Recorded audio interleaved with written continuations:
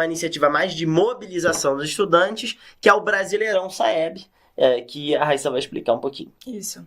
Gente, vou aproveitar para falar também que todos os materiais que a gente está compartilhando com vocês vão ficar disponíveis no CMSP e já a gente coloca o link onde vocês conseguem acessar as listas de exercícios que o Daniel e o João comentaram, todos os planos de aprendizagem e também um guia que detalha todas essas iniciativas que a gente está comentando da Jornada 90 Dias Saeb aqui com vocês, tá? Então vai estar tudo disponível. É um link que já está circulando, a gente já mandou para a equipe da diretoria, mas vai disponibilizar para vocês aqui na live.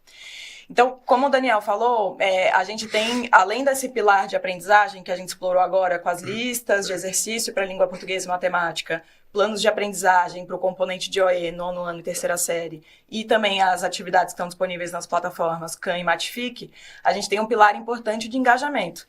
Então, obviamente, a gente quer poder apoiar os estudantes nesse processo de recomposição das aprendizagens e nível a nível de proficiência, mas claro que a gente precisa que eles estejam no dia da avaliação, que eles se engajem em todo esse processo, que participem das aulas, que realizem as tarefas, que tenham momentos também individuais de estudo. E aí, para isso, a gente criou essa proposta do Brasileirão Saeb, que vocês vão ver agora, e aí a proposta é bastante simples, assim. A ideia do Brasileirão Saeb é da gente conseguir criar, quase como se fossem as turmas do quinto do ano, que também fazem o Saeb nesse ano, do nono ano e da terceira série, se tornam times. Então a ideia é que eles se unam para poder se engajar em algumas questões, que são especialmente a presença nas aulas e também a realização das tarefas de língua portuguesa, de matemática, de orientação de estudos. Quinzenalmente, a gente vai ter um ranking atualizado no BI.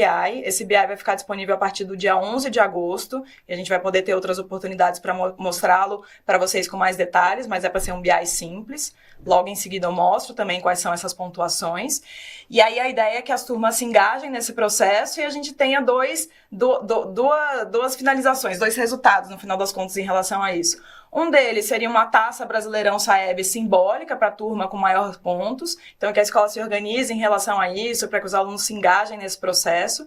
E um segundo ponto, que é bastante importante, que se eu não me engano também teve lives com o próprio secretário há algumas semanas sobre isso, o PDD do Grêmio também está vinculado ao resultado do Saeb.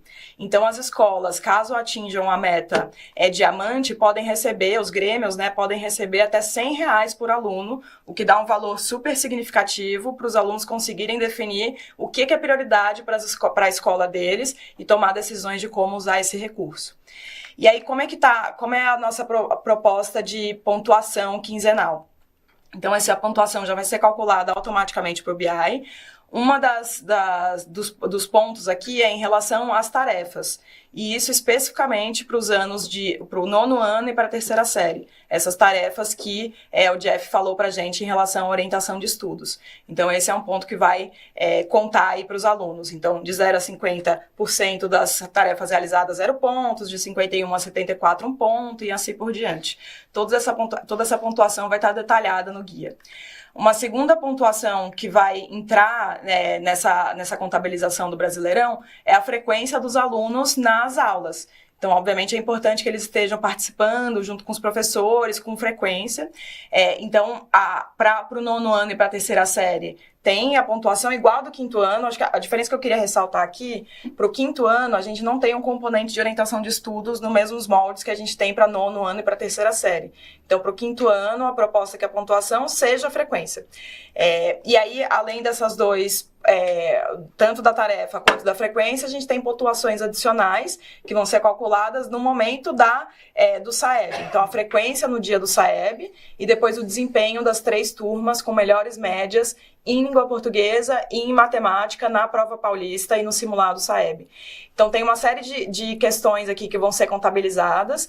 E aí, como eu comentei agora há pouco, aqui é só uma ideia de como vai ficar esse BI, tá? Mas ele vai ser disponibilizado no dia 11/8. Então, vai estar disponível para todas as escolas, para todas as turmas. Essas informações vão ser puxadas tanto da frequência dos alunos, quanto do engajamento dele nessas tarefas, para já ficar tudo calculado para vocês poderem fazer essa movimentação dentro da escola em relação ao engajamento. E até lá a gente vai ter outras oportunidades de detalhar um pouco mais como vai ser essa estratégia de engajamento que é o Brasileirão Saeb. É uma estratégia basicamente para as turmas competirem entre si e serem premiadas se estiverem engajadas, tá? esse é um tema que a gente acabou passando rápido, acho que a gente vai ter a oportunidade de aprofundar mais adiante, até porque o Brasileirão vai começar só em agosto.